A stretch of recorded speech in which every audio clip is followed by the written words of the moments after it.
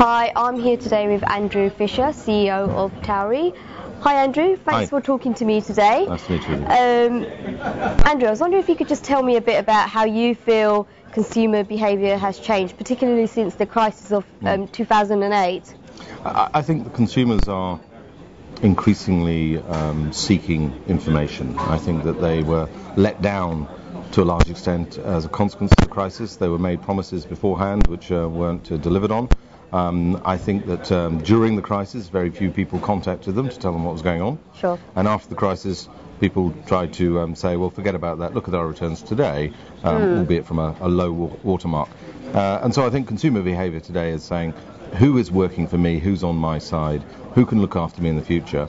That's one aspect. I think the other aspect, which is as important, is that consumers have worked out that managing money on their own behalf without input from professionals is a dangerous thing. So a lot of people who were doing it themselves got very badly burnt during that period. Of course, sure. And fund managers obviously, have in the past been quite distant from this end consumer, but I now want to get closer. But I know you're quite strong in the view that really they should just stay out of this.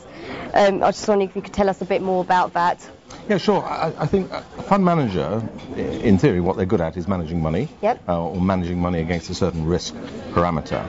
And that is a component when one looks at an overall portfolio and trying to get a client from point A to point B, from accumulating assets to decumulating when they retire or purchasing a second home.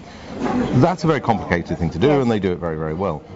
In order for them to get to the next stage and become involved in the objectives and goals of an individual client, then they would have to be expert across all asset classes and all financial planning, which by definition they can't be because they focus on the things that they're good at. Of course. So all they can end up doing is influencing clients to go into their particular asset area, their particular class, or indeed their particular fund, which by definition will skew what the desired outcomes are for the client. Sure. I'd just like to touch a bit on RDR. Can you tell me a bit about how this will impact your business as well as the fund management industry? Well, we've been working on RDR before the RDR started, actually. We believe that we should be a fee-earning business, business entirely, and we have been for the last 6 years, which is a year before the FSA started the RDR. We also believe that our advisors should be level 6 qualified rather than level 4 qualified, which is above the standard set down. And in terms of the impact on us, we see quite a significant opportunity as the industry consolidates and people find it difficult to raise the bar to being fee-based and to being properly qualified. So we see it as an opportunity for us to attract more clients.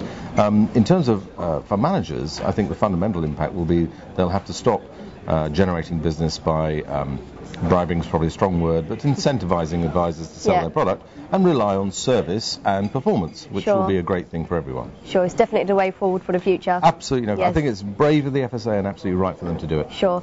Excellent. Well, thank you so much for your insight and your time. My pleasure. No problem at all. Thank you.